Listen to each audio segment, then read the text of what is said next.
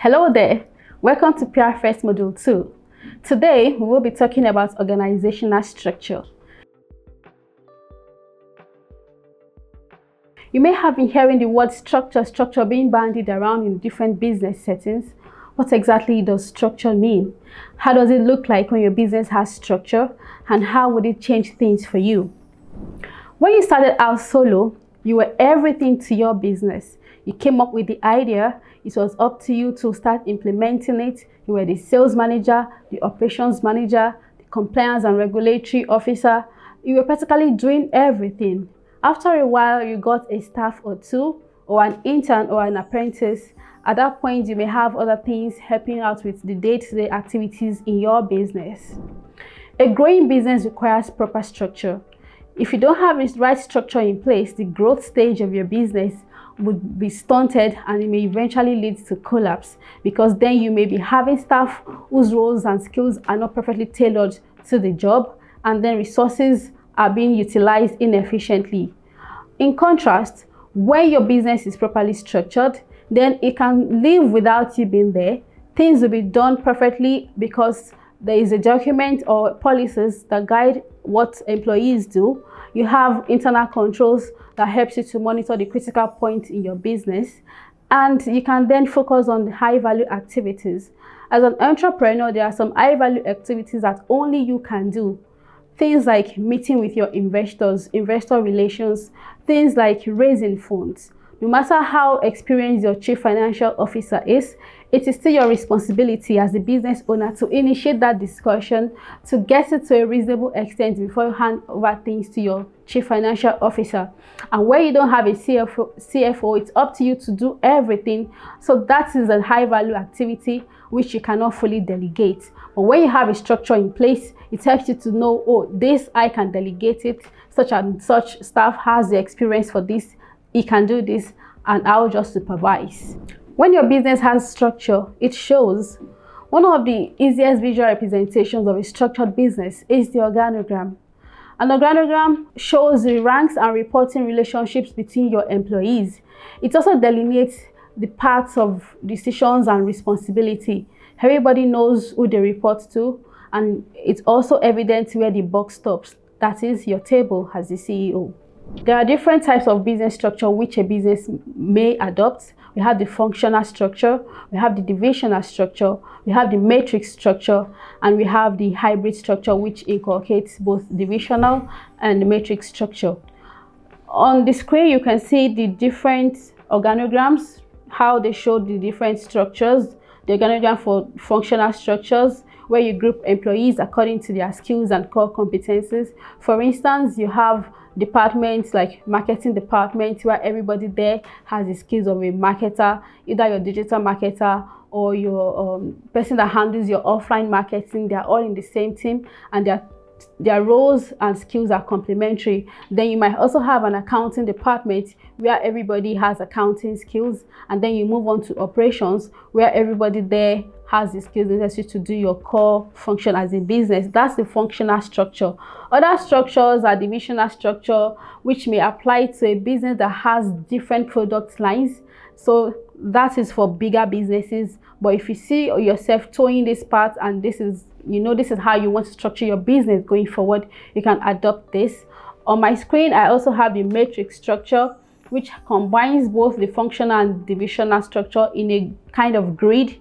And then you have the hybrid, which is similar to the grid style we have talked about before. How do you decide which of these four is best for you? There really is no hard and fast rule. You have to look at how big your business is.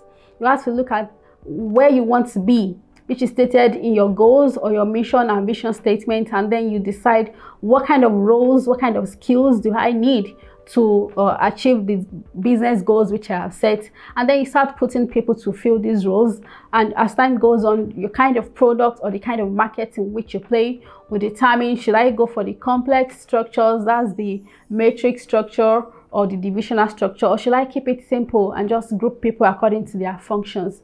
Essentially, what we are saying is that where you want to go determines what function you should adopt from the start. Having a formal business structure helps your employees to efficiently contribute their skills to the business. You will be able to put the right, to tailor roles to skills. You will be able to have the round pegs in round holes, and everybody is functioning where they are best suited. The business will have proper management.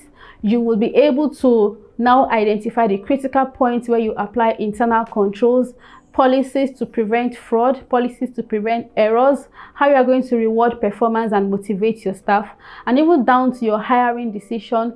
Who should we hire? What would their job be day by day? And how do we identify them? And how do we motivate them? And if they are no longer performing, how should we let go of their services? So adopting a formal structure impacts your hiring decisions, impacts how you treat your staff, and how everybody contributes to the growth of your business.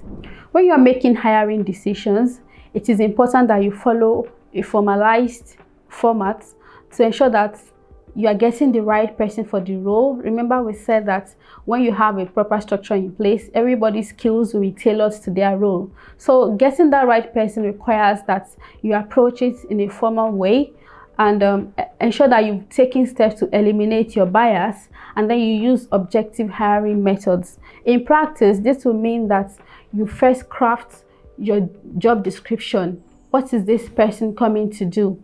If this person resumes work today, what would they do? How would they start? So you craft the job description for that role, and then you ensure that you are not biased.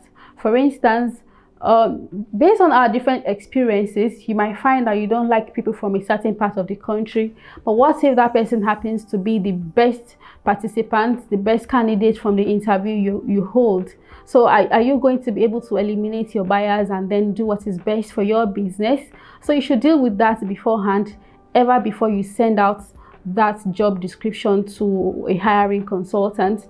And using a structured interview or objective ways of hiring, like assessments, taking notes, a questionnaire, helps you to deal with biases in a way that they don't impact negatively on your hiring decisions, and you are going to take someone that will actually be the best outcome for your business.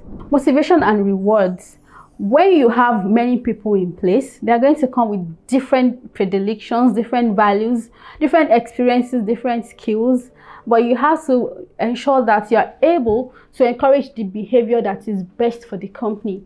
There are many ways to motivate and reward your employees. You can give them a pay raise, but can you give a pay raise each time someone does something good? You will soon run out of business if all you depend upon is money.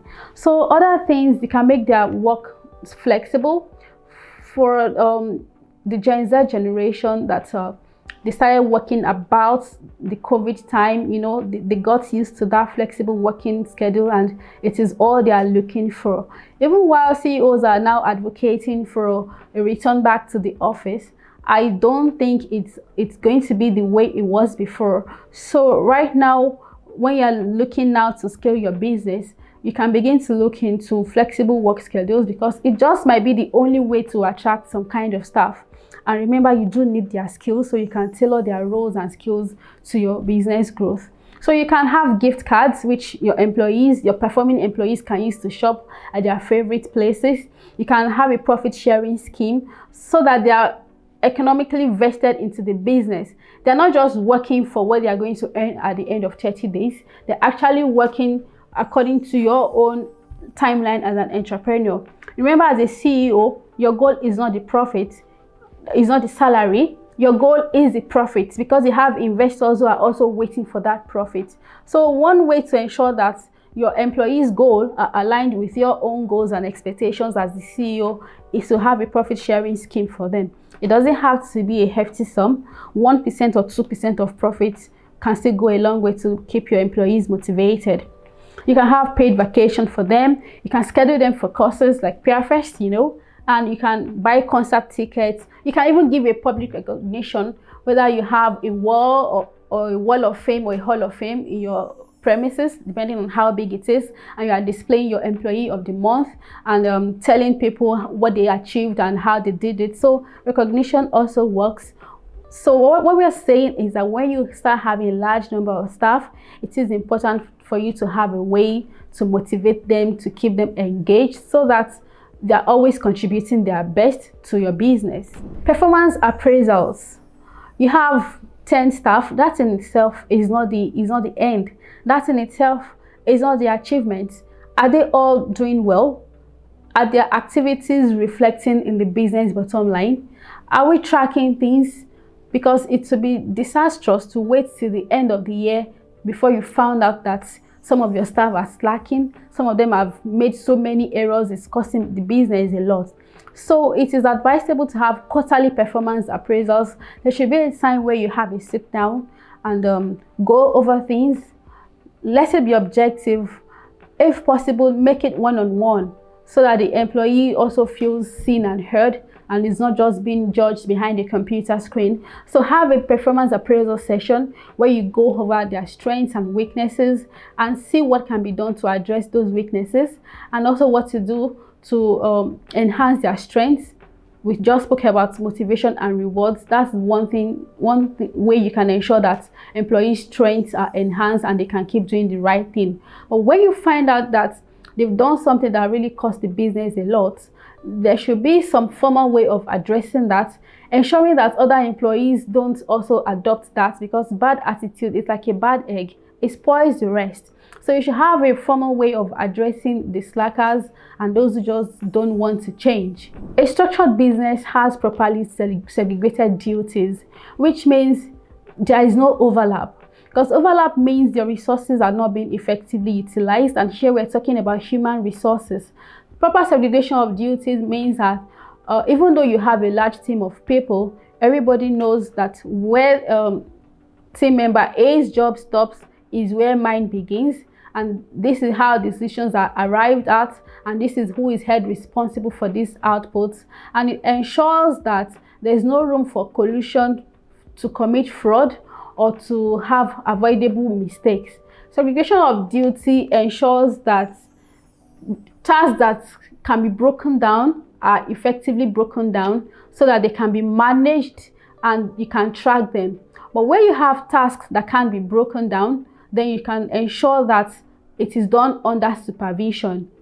There are examples of duties that are performed in an office that essentially require segregation of duties about them. Let me give an example. For instance, if you have a cash box in your office where you keep cash on premises, the ideal thing is that the person who has the box in their custody should not also have the key, such that when it's time to open the cash box, two people are present. One person has the box, one person has the key, and they lock it, and all these activities have to be recorded. Things like inventory movement. We want to move raw materials from the store to the processing portion of your business premises. It has to be segregated for you to know that there is no room for errors and fraud. So the person that has custody of the asset should not be solely responsible for the opening and movement of that asset. A properly structured business has policies that define the perimeters and the boundaries of activities that employees do every day. Remember, we said that your business is structured when it gets to a point where even while you are not there, things are being done the proper way.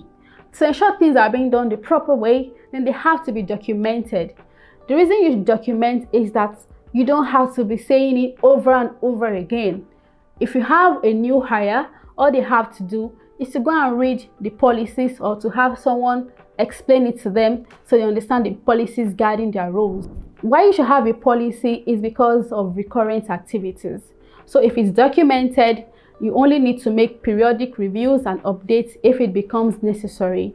There are some examples of policies which you should have in your organization. Your payroll policy: we pay on so and so date of the month, we pay leave allowance, we pay you examination bonus. You should have policies around the emoluments and remunerations that your employees can expect. You should have an attendance policy. I don't think it's good for you to have a situation where someone resumes at 7 and another person is working in at 10 and they're all working for the same organization and everybody can come and go as they please. You should have a policy around attendance. You should have leave policy, paid time off. You should have a sales incentive policy. That will really drive your employees' performance, because if it's stated in the policy that will give you 1% of revenue generated. Then they know what they are working for. That is variable pay in addition to whatever their salary is. So you have a policy around recurrent things, recurrent behavior, which you want your employees to exhibit. In our live session on Zoom, we will be creating 3 different organizational policies for every company to have. We will be looking at ways of rewarding and motivating employees, and we will be looking at creating an organogram. I can't wait to see you in class.